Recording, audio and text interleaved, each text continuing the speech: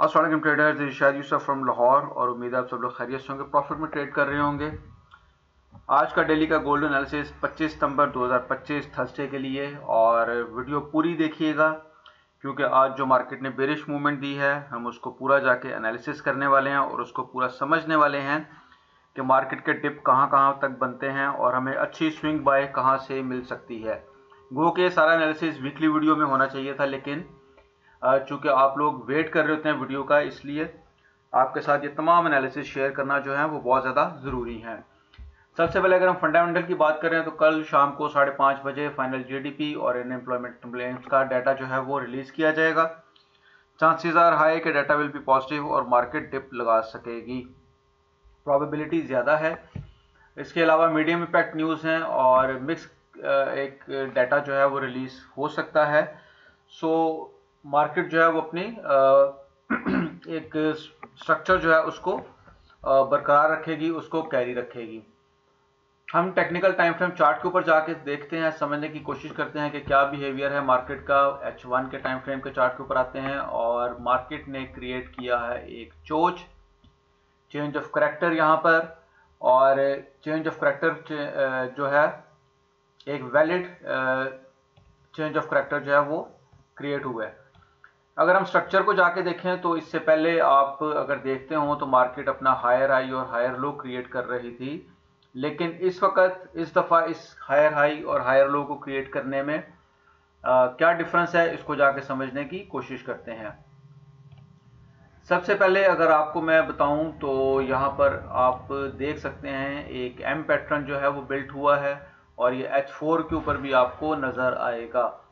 सो सबसे पहली जो इम्पोर्टेंट चीज़ है वो तो ये है देखने वाली, जो मैं अपनी प्रीवियस वीडियोस में बार बार कह रहा था कि टॉप पर जब तक एम पैटर्न नहीं बनेगा उस वक्त तक मार्केट की एक अच्छी वैलिड रिट्रेसमेंट आपको नज़र नहीं आएगी। ये देखिए यहाँ पर रिट्रेसमेंट हुई, लेकिन आपको एम पैटर्न जहाँ पर बनता हुआ नज़र नहीं आया। ये रिट्रेसमेंट्स हुई, लेकिन यहाँ पर भी आपको प्रॉपर वाज़िया एम पैटर्न बनता हुआ नज़र नहीं आया। यहाँ पर बना लेकिन ब्रेक हुआ और मार्केट ने दोबारा से बुलिश मोमेंटम दिखाई। सो यहाँ पर जो है अभी एक एम पैटर्न तो बन चुका है एक एम पैटर्न बन चुका है, लेकिन क्या ये वैलिड होगा या नहीं होगा ये डिसाइड करेगा इसका ब्रेकआउट,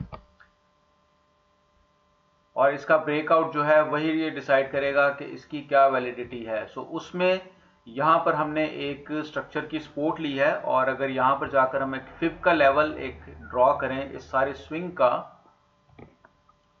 तो हमें हमारे इस सवाल का जवाब मिल सकता है।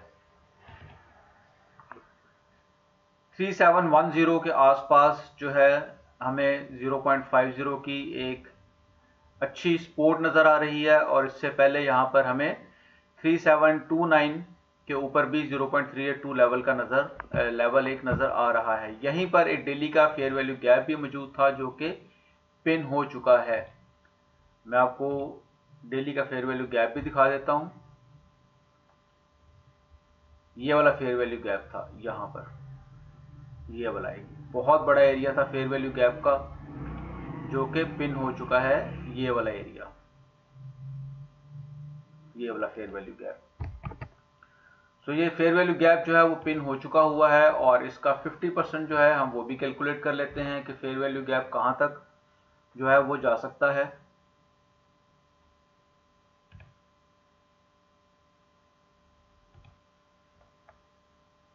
सो ये पूरा फेयर वैल्यू गैप जो है इसका 50% बनता है सेम वही एरिया जहां पर 0.50 की H4 की एक हमें फिब लेवल नज़र आ रहा है। सो सेम एरिया है इस फेयर वैल्यू गैप का भी। सो 3710 इज़ एन इम्पॉर्टेंट जोन। अब यहाँ से मार्केट सपोर्ट ले सकती है या नहीं ले सकती, इसको जाकर डिस्कस कर लेते हैं।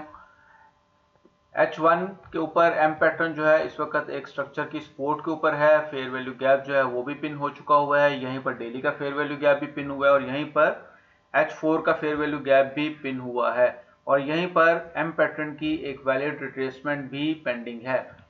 सो अगर हम इसको जाके स्टडी करें तो यहाँ से एक वैलिड रिट्रेसमेंट जो है वो बनती है इस लेवल तक, ये वाले लेवल तक 3750 3755 का एरिया आप कंसिडर कर सकते हैं।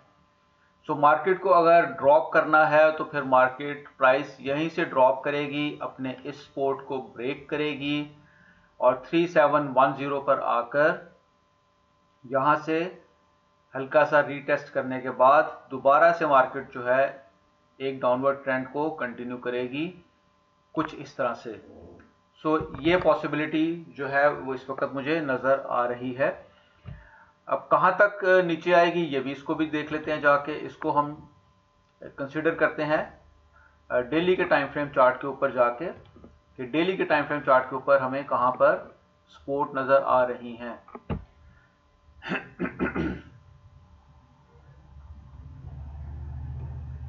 जी, ये डेली का टाइम फ्रेम चार्ट है और अगर हम पूरे एक जोन को अगर हम मार्क करें यहाँ से यहाँ तक का एक पूरा स्विंग जो है जो कि एक वीकली का भी बनता है एक पूरा स्विंग, तो 3550 और 3500।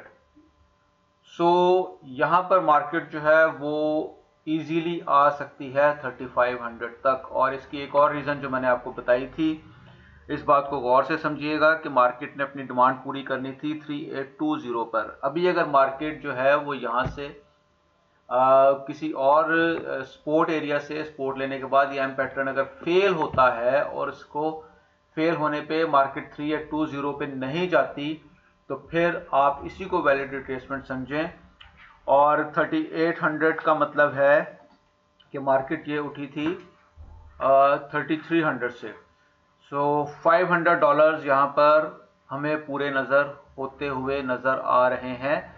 सो इसका अगर 3800 का 10 to 12% भी ड्रॉप होता है तो वो बनता है तकरीबन $400 और मार्केट 3450 3500 के आसपास हमें इजीली नज़र आ सकती है। सो ये दो लॉजिक्स हैं स्ट्रॉन्ग जो आपस में मैच करते हैं और मार्केट यहाँ पर आ सकती है। यहीं पर आपको डेली की एक स्ट्रक्चर की सपोर्ट भी नज़र आएगी 3450 के ऊपर, ये देखें यहाँ पर 3441 के ऊपर। तो यहाँ पर अगर मार्केट आती है तो फिर यहीं से हमें एक स्विंग बाय जो है वो एक अच्छी मिल सकती है। हम स्विंग बाय को प्लान करेंगे 3500 पे, एक हम 3500 के ऊपर लॉट जो है प्लान करेंगे और अगर मार्केट मजीद ड्रॉप करती है तो फिर एक लॉट हमें 3450 पर भी प्लान कर सकते हैं।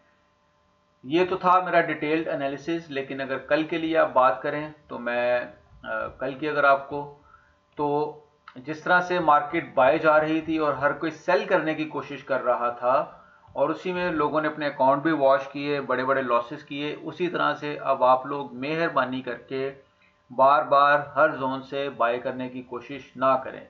वैलिड स्ट्रॉन्ग जोन के ऊपर मार्केट आए तो आप वहां से बाय करें। उसमें वैलिड सपोर्ट जोन एक तो 3710 के ऊपर है और अब आप सेल के रीजंस जो है ना वो ढूंढें, बजाय इसके कि आप बाय के रीजंस ढूंढें। टिप ऑफ द डे ये है कि आप सेल के रीजन ढूंढें। मार्केट हाँ बाय आप करें, स्कैल्पिंग बाय करें और टाइमली उससे एग्जिट हो जाएं। मार्केट को अपना पूरा जो रिट्रेसमेंट है, पूरा जो बेरिश एक मूवमेंट है वो पूरी करने दें और वहां से फिर आप स्विंग बाय में बैठ सकते हैं या आप लॉन्ग टर्म एक बाय जो है वो कर सकते हैं। लेकिन अभी के लिए आप जो रीजंस ढूंढेंगे वो सेल के ही ढूंढेंगे। ये तो था सारा एनालिसिस चार्ट के मुताबिक। और कल ही की हम बात कर रहे हैं तो यहां पर आपको कल आपको सेल रीजन मिलेगा ये यहाँ पर एग्जैक्टली वही जोन है जो एम पैटर्न का जो है वो रिट्रेसमेंट बन रही है। सो 3757 एंड 3750 इस जोन से आप लोग सेल की एक एंट्री प्लान कर सकते हैं। यहाँ से आप सेल की मूवमेंट एक ले सकते हैं।